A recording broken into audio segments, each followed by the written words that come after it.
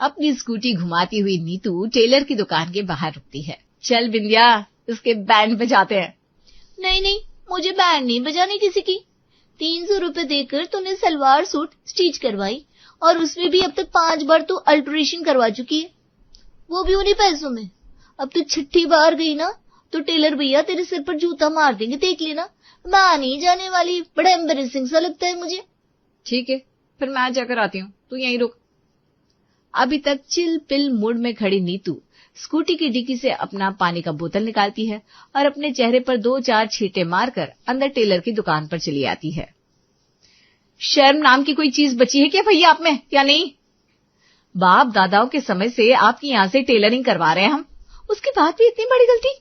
आपने मेरी कुर्ती एक तरफ से टाइट कर दी और दूसरी तरफ से लूज। आपको पता है आज कहाँ मीटिंग थी मेरी, कितने बड़े लोगों के साथ थी। इतना गुस्सा आया मुझे कि मैं क्या कहूं, सब हंस रहे थे मुझ पर।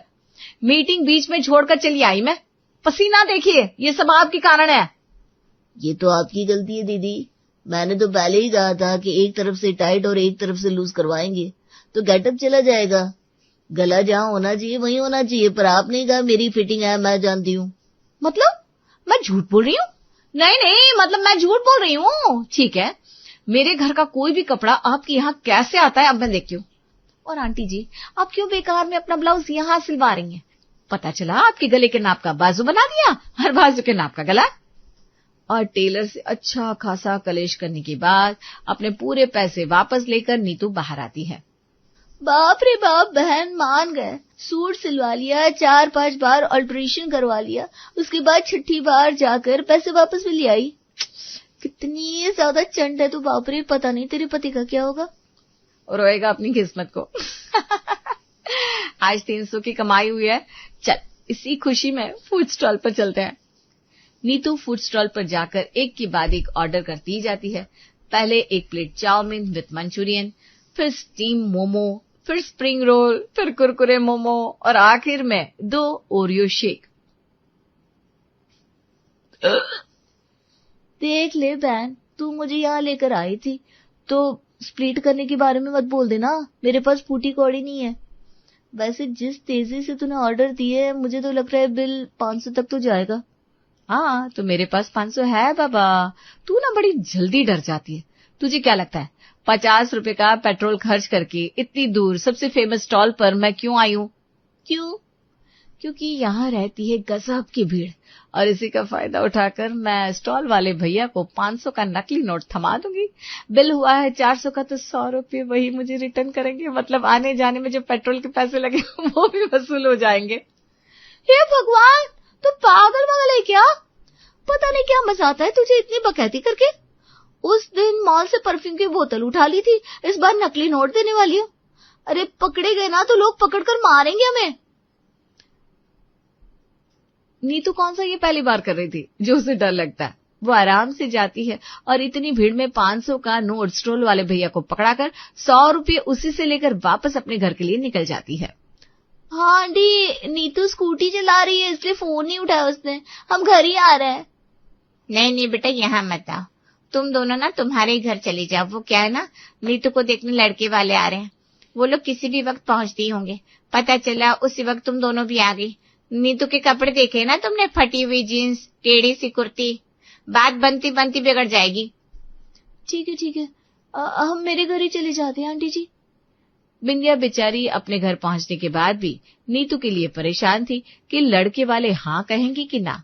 और यहाँ नीतू आराम से नींद पूरी कर रही थी कि तभी उसके फोन पर उसकी माँ का फोन आता है। जल्दी से घर आ जा बेटा, बात पक्की हो गई है। नीतू अपने घर पहुंचती है और अपनी होने वाली सास से लेकर ससुर तक, देवर से लेकर ननद तक और दूर दूर के रिश्तेदार सभी के बारे में अच्छी खासी छानबीन कर लेती है। फ्रिज में मैंने केक बचा कर रखा था, खा गई ना तू? अगर ये बात आपने मुझसे पहले पूछी होती तो मैं ना कहती मम्मा, और भाई पर इल्जाम लगा देती। पर अब मेरी शादी होने वाली है ना तो मैं मान ही लेती हूँ, केक मैंने खाया है। और वैसे भी कुछ दिनों में तो मैं ससुराल चली जाऊंगी ना, इसीलिए कह रही हूँ अपनी आदत जरा सुधार ले। ससुराल में ये सब नहीं चलेगा। यहाँ बात माँ की थी, पेट से जना है मैंने तुझे, इसलिए हर बात पर तुझे मैं माफ कर देती हूँ, पर ससुराल में ऐसा नहीं होगा बेटा। दुनिया के लोगों को चराती है तुम्हारी बेटी। तो ससुराल वाले किस खेत की मूली है? मेरी होने वाली ननद एक लड़के को पसंद करती है। अगर उसने मुझे उंगली की ना, तो उस लड़के का सच मैं बाहर लेकर आ जाऊंगी, तो उसका गेम वहीं फिनिश हो जाएगा। मेरे देवर जी को इधर उधर पैसे लगाने की लत है, पर ये बात घर पर किसी को पता नहीं। तो जिस दिन उसने मेरी लाइफ में इंटरफियर किया, मैं उसका भांडा फोड़ दूंगी। बाकी रही मेरी सास, बेचारी 55 साल की औरत, कितना ही दिमाग लगा लेगी। तुम तो समझो मैं बस उस घर पर राज करने के लिए जा रही हूँ मम्मी। नीतू बड़ी होशियार थी। उसने तो इतने खेल खेल रखे थे कि उसे किसी तरह का भी डर नहीं लग रहा था।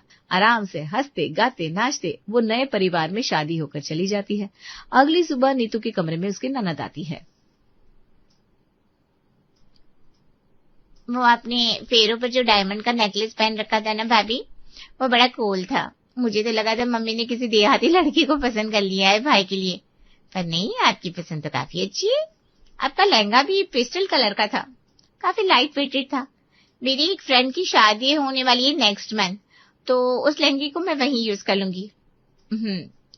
मैंने ना वो लहंगा खुद के लिए लिया था, और वो डायमंड का नेकलेस भी मेरा है, तो मैं तुम्हें क्यों दूंगी कीर्ति? What you just said? आप, नॉट तुम, ओके? रिश्ते में मेरा ओहदा बड़ा है भाभी। शादी में वो प्रज्वल भी आ रहा होगा ना? क्या? वही, अभी तो सिर्फ नाम लिया है तो मुंह में जबान अटक गई आपकी। जब पूरी बात सभी के सामने आ जाएगी तो, इसलिए अपनी जबान पर ना ताला लगा कर रखा करो। इस घर पर मेरे लिए रहना जितना आसान होगा, तुम्हारे लिए भी उतना ही इजी होगा, इसलिए मुझे उंगली मत करना। वैसे कोई हल्की फुल्की सी ड्रेस हो तो जरूर लाकर दे दो मुझे। ट्रेंडी होनी चाहिए और कपड़ा पतला हो। गर्मी इतनी है ना कि हैवी कपड़े मुझसे बर्दाश्त ही नहीं होंगे। नीतू अपनी ननद से एक फैंसी सी ड्रेस लेकर तैयार होकर अपने बालों को स्ट्रेट कर बाहर जाकर पैर पर पैर चढ़ाकर सोफे पर आराम से बैठ जाती है। ये क्या कपड़े पहन रखे बहू? कोई देखकर कहेगा कि नई नवेली दुल्हन हो तुम, और पीठ में इतना बड़ा कट है और टॉप भी इतनी छोटी है। मुझे क्या है मम्मी जी, मैं जाकर भारी साड़ी पहनकर आ जाती हूँ। ज्यादा से ज्यादा क्या होगा, इस गर्मी में सभी के सामने मैं बेहोश होकर पड़ जाऊंगी। फिर आए हुए गेस्ट को लगेगा कि हो सकता है मेरी बेहोशी का कारण प्रेगनेंसी हो। पर शादी को तो अभी एक रात ही बीती है, फिर लगाया जाएगा अंदाजा, कहीं शोभा की बहू पहले से प्रेग्नेंट तो नहीं थी। रिजल्ट आएगा नेगेटिव, क्योंकि मैं हूं नहीं ना। पर क्या है ना, हो जाएगी आपकी बदनामी बैठे बैठे। मेरा क्या है, मैंने तो गलती नहीं की है, मुझे तो फर्क पड़ने से रहा। पर फर्क पड़ेगा आपके बेटे को, जब उसे रास्ते में लोग टोक कर सवाल करेंगे। फिर इस घर का क्या होगा मम्मी जी, दीदी का क्या होगा? खैर मुझे क्या है, मुझे तो हैवी कपड़े पहनने तो पहन लेती हूँ। 45 डिग्री ही तो टेम्परेचर है, कपड़े पहनने के बाद मुझे 55 लगेगा, और क्या। अब ठीक है, मैं समझ गई। बैठी रही नहीं कपड़ों में। नीतू मस्त आराम से बैठी हुई थी।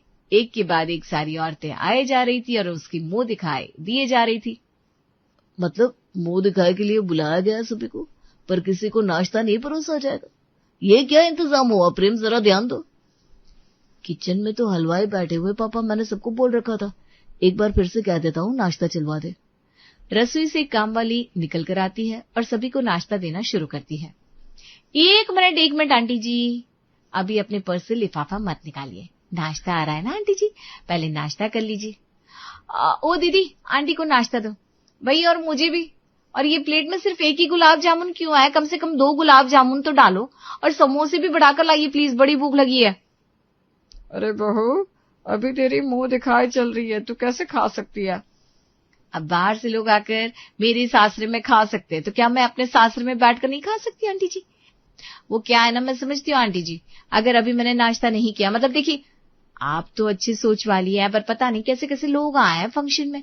बाहर जाकर सभी बातें बनाएंगे, अंदर क्या नाश्ता चल रहा था। सास ससुर पति ननद सभी नाश्ता कर रहे थे, पर बहू बेचारी सूखी मुंह बैठी हुई थी।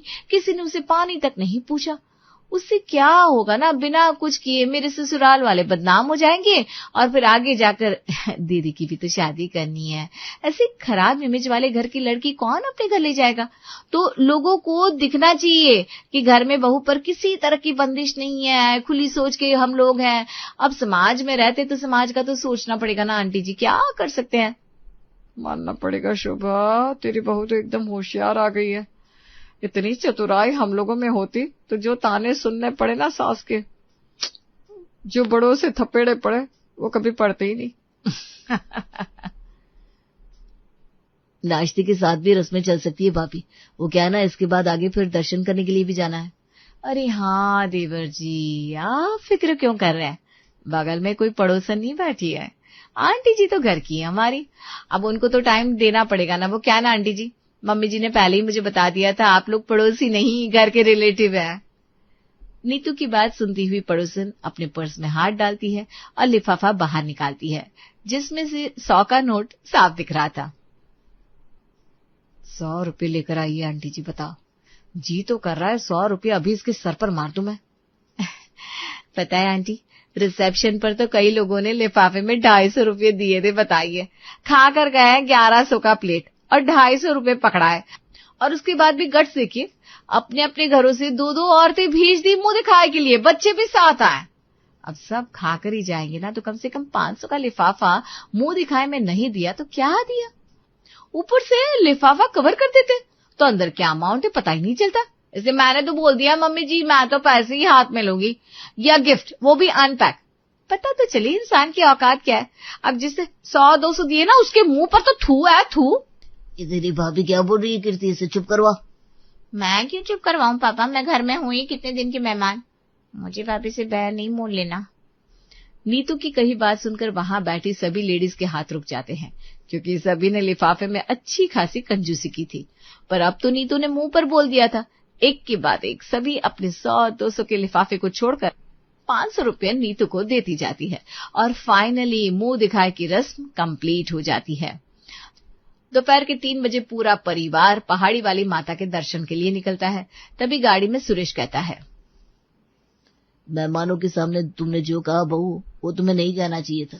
अब जिसको जो मन कोई खुशी से 11 रुपया भी दे रहा है तो वो सगुन है ना, और सगुन की 11 रुपये भी बड़ी बात है।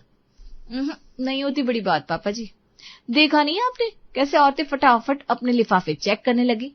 अरे पापा, 100 रुपये मुंह दिखाए में कौन लेकर आता है? नाश्ता तो उन्होंने यहाँ बैठे बैठे 350 का कर लिया था। और इससे क्या हुआ ना, मैं बताती हूँ। ज्यादातर औरतें अपने पतियों से लिफाफे के नाम की 500 रुपए लेती है और लिफाफे में सिर्फ 100 रुपए डालती है। कुछ तो ज्यादा दिमाग लगाते हुए लिफाफे के बाहर नाम भी नहीं लिखती, और कुछ तो इतनी चंट होती है खाली लिफाफा दे देती। अब कैसे पता चले किसका कौन सा लिफाफा है?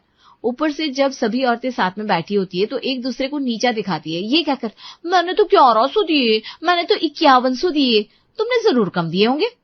इसीलिए सभी बराबरी में रहे और किसी को बुरा फील ना हो, ये सोचकर मैंने एक अमाउंट बता दिया। फिल्म इंडस्ट्री में यही होता है, सब एक दूसरे को एक फिक्स अमाउंट ही देते हैं। नीतू ठीक कह रही है पापा, जो हो गया सो हो गया। वैसे भी बहन की शादी में हमें सबको पैसे लौटानी है, तो अभी जो मिल रहा है रख लेते हैं। और इसी तरह नीतू अपने ससुराल में अपनी बातों से सभी चीजों को अपने हिसाब से घुमा देती और खुद को रानी की तरह समझती। इसी तरह दिन धीरे धीरे बीत रहे थे। हाँ विंध्या, कैसी है तू? क्या कैसी हो, तेरी शादी हो गई, अब मेरे घर वाले मेरी शादी करने पर तुले। मुझे बहुत घबराहट हो रही है। तू क्या ससुराल में बैठी रहेगी? कभी आकर हम लोगों से मिल तो ले, तेरे बिना बीपी पड़ रहा है यहाँ मेरा। पर नहीं, तू भी तो ससुराल में है ना, ऐसे कैसे उठकर आ सकती है? यार कैद हो गई तू तो। क्या बोल रही है तू? कोई मुझे बांध सकता है क्या? ऐसा कौन सा जीव पैदा हो गया? मैं तो यहाँ चिड़िया की तरह फ्री हूँ, और जब कमरे में बैठे बैठे खाना और पैसे आ रहे हैं तो इतनी धूप में बाहर कौन जाएगा? दोपहर के 2 बज रहे। देवर को अच्छा खासा ब्लैकमेल करके घर पर काम वाली लगवा दिए। अरे मुझे तो काम का कोई टेंशन आई नहीं। अब उस काम वाली पर नजर रखने के लिए घर का कोई मेंबर तो चाहिए था। उसके लिए मैंने अपनी सास को तैनात कर दिया। और इतने बहाने मारे, क्या बताऊं। मेरी सास ठहरी सीधी गाय, जो मैंने कहा फट से मान गई। दरवाजे पर खड़ी शोभा सब सुन रही थी। मैं तो तेरे लिए दाल चावल और सब्जी लेकर आई थी। मुझे क्या पता था बहू कि तूने अचार पहले ही तैयार रखा था। तुझे क्या लगता है तू मेरे साथ गेम खेल रही है? नहीं, तू बच्ची है। हमने ये उम्र कब की गुजार दी।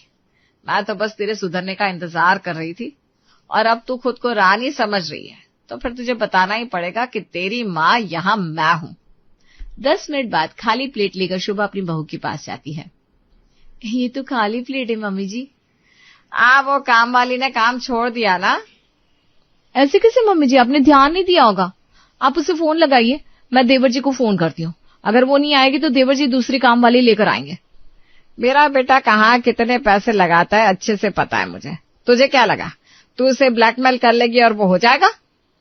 क्या मम्मी जी? कुछ नहीं, रसोई खुली हुई है, जाकर खाना तैयार कर ले बहू, और मेरा खाना मेरे कमरे में ले आना। नीतू किचन में जाती है और खाना बनाकर ले आती है। पिछले महीने कितने पैसे दिए तुझे प्रेम ने? 9, 10, 20,000 दिए थे बहू तुझे। वैसे घर से तो तू बाहर जाती नहीं, तो तुझे पैसे की जरूरत क्यों पड़ती है? वैसे भी रात को फोन करके अपने पति से खाने की चीजें तू मंगवा ही लेती है, तो फिर इतने पैसे की जरूरत क्या है? क्योंकि देखा जाए तो सारा काम मैं ही संभाल रही हूँ। अब एक घर को 2 लोग तो संभाल नहीं सकते। 20,000 तुझे मिल चुके हैं, अब 3 महीने बाद ही तुझे हाथ खर्च के पैसे मिलेंगे। अब हर महीने तुम्हारे हाथ में 5,000 हाथ खर्च के आएंगे। हैं? ये तो जबरदस्ती वाली बात कर दी मम्मी जी। मेरे 20,000 आपको दिख गए, पर आपकी पीठ पीछे इस घर में क्या क्या हो रहा है इसकी आपको भनक भी नहीं है। किस बात की भनक नहीं है बहू मुझे? उस सोने के कंगन के जो तूने मेरे रूम से उठा लिए थे, या फिर कीर्ति की उस दोस्त की बात कर रही है तू, जिससे छुप छुप कर वो मिलती है, या उस जमीन की जो तेरे पापा जी ने सभी से छुपा कर ली है? घर का गार्डियन अगर चुप है इसका मतलब ये नहीं होता कि उसे कुछ पता नहीं है। मैं तब तक ही चुप रहती हूँ जब तक चुप रहना सही हो। एक घर में 2 रानियां नहीं हो सकती। इस घर की रानी मैं हूं और मैं ही रहूंगी। मैंने तुझे मौका दिया था रानी बनने का, पर तूने तो सभी को नौकरानी समझना शुरू कर दिया। तो मौका है तेरे पास, लाइन पर आ जा, वरना इस घर में सबसे पहले लाइन पर मैं ही तुझे लेकर आऊंगी। वो कहते हैं ना, रिश्ते में तो हम तुम्हारी मां लगते हैं। नाम है शोभा, नॉट जिगना।